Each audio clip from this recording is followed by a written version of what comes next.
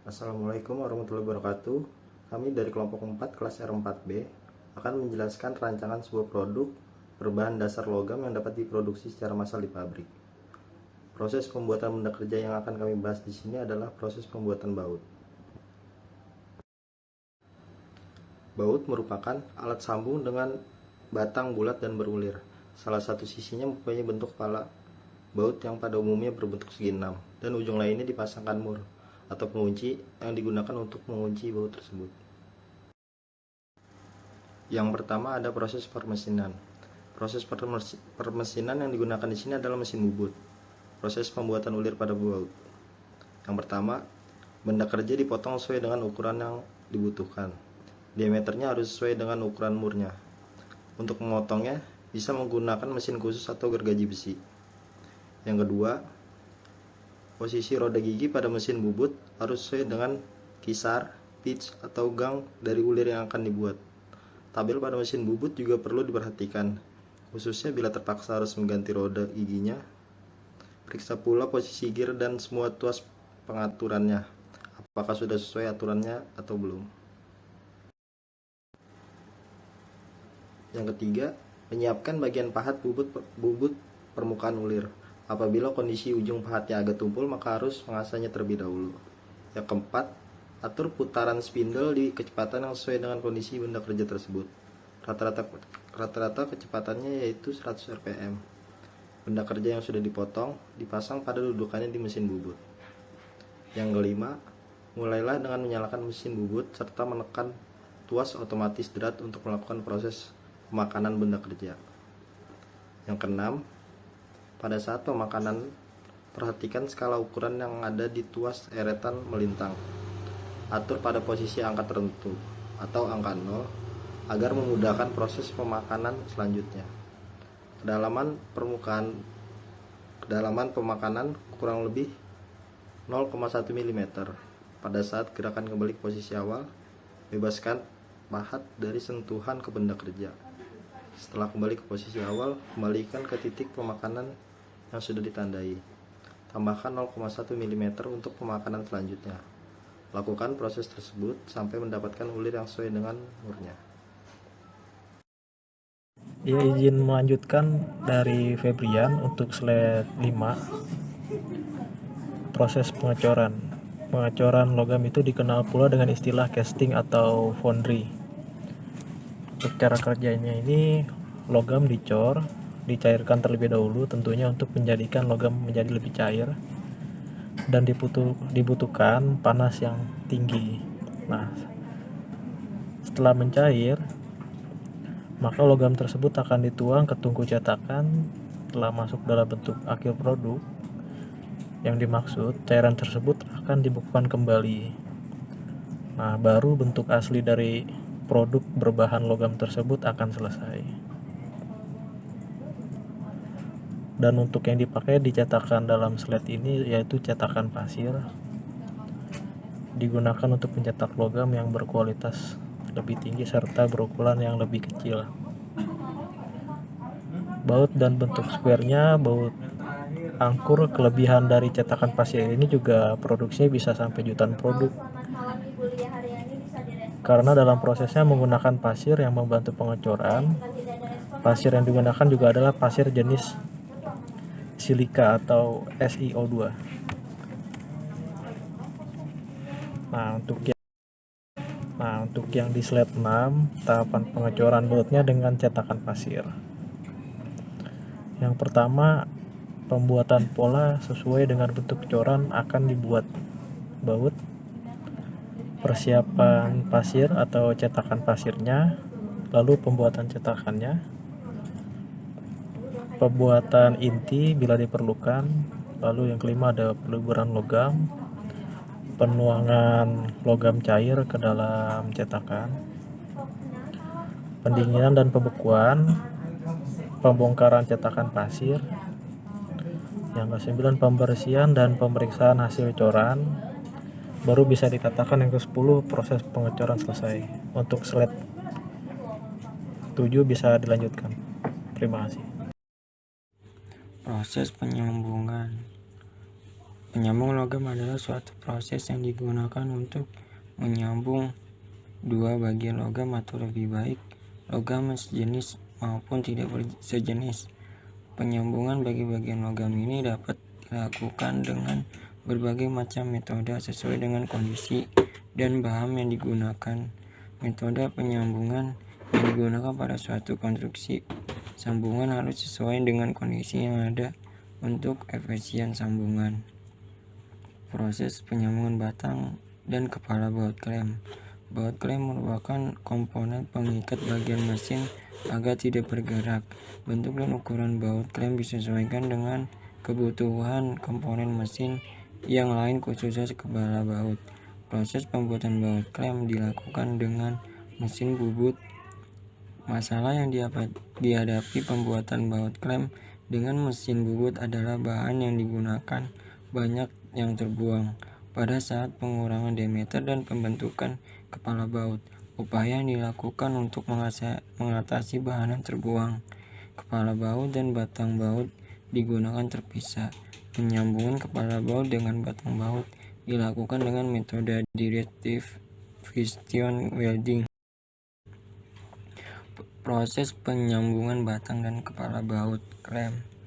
Peralatan yang digunakan dalam penyambungan kepala baut dan batang baut dilakukan dengan proses las gesek pada mesin baut yang dilengkapi dengan mekanisme tekanan pada tail stroke.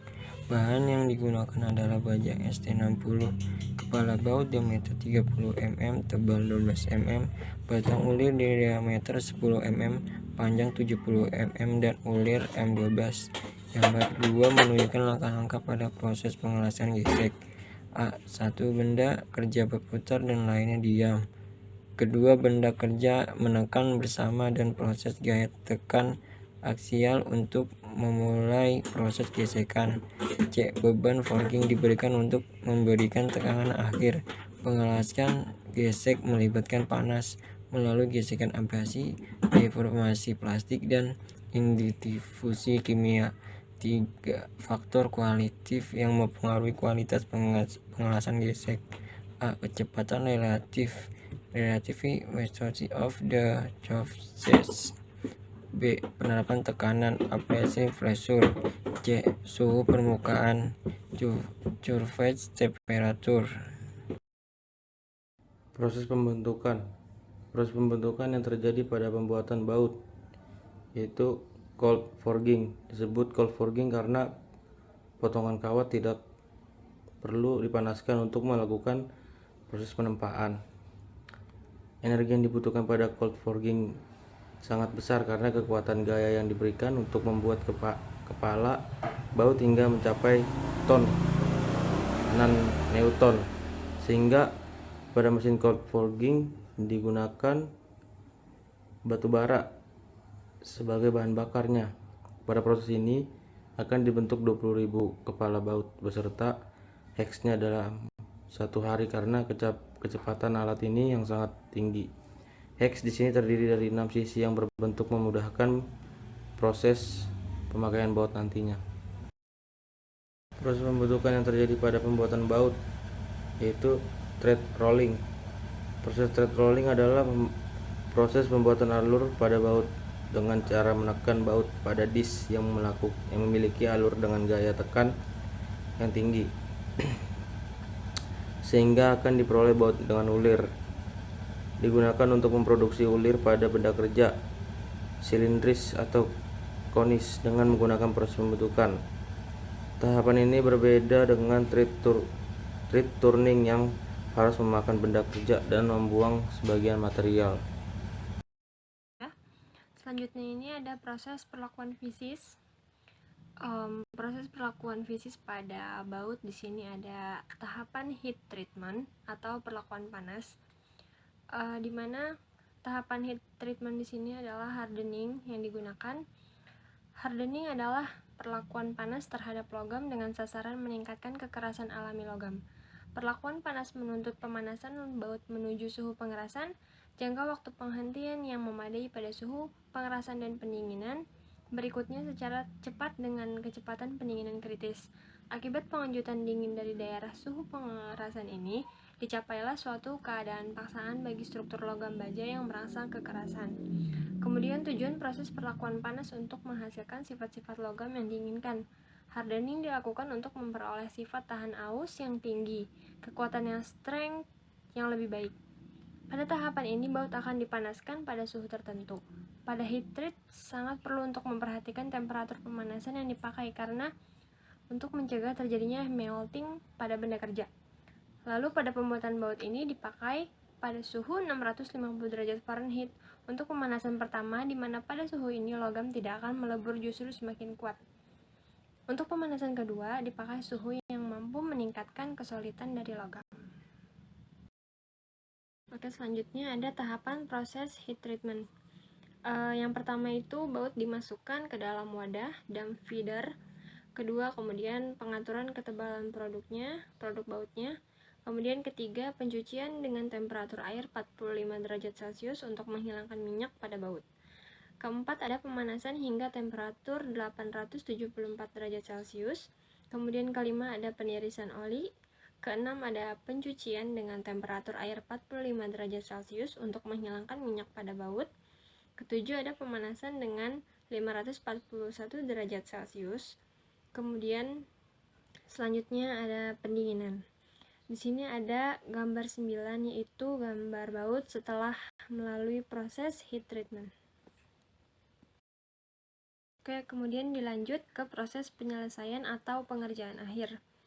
Di sini pada baut menggunakan proses pengerjaan akhir dengan cara plating.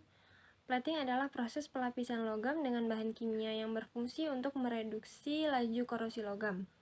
Campuran larutan kimia pada proses plating harus dibakukan agar menghasilkan lapisan warna yang standar, yaitu warna plating tidak kusam, tidak belang-belang, ketebalan merata, dan tidak tipis. Adapun komposisi yang dipergunakan dan hasil pada proses plating tersebut dapat dilihat pada tabel 4 dan gambar 10. Di sini gambar 4 ada komposisi plating yang digunakan, yaitu materialnya ada kadmium, timah hitam, merkuri, dan kromium. Dengan masing-masing ukurannya sudah terlampir. Kemudian gambar 10 ini yang A adalah gambar baut sebelum melalui proses plating. Kemudian yang B itu adalah gambar baut sesudah dilakukan proses plating. Selanjutnya ini masih sambungan yang tadi, yaitu plating. Ketebalan baut yang dilakukan pada proses plating ini harus diukur agar tidak terjadi laju korosi yang tinggi. Selain laju korosi, juga terdapat pengaruh dari berat baut itu sendiri. Pengujian ini menggunakan alat yang disebut paskop yang dapat dilihat pada gambar 11. Jadi gambar 11 ini adalah gambar pengujian ketebalan yang disebut dengan paskop. Kemudian ada di bawahnya ini juga gambar mesin plating, outsourcing. Itu adalah mesin plating yang digunakan pada proses pembuatan baut.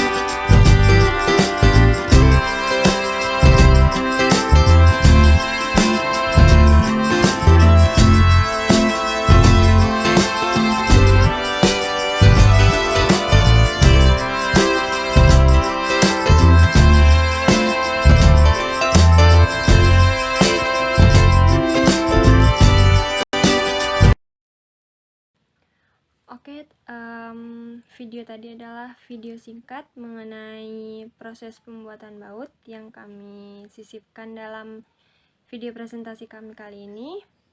Saya kira cukup sekian dari kelompok kami, kurang lebihnya mohon maaf. Wassalamualaikum warahmatullahi wabarakatuh.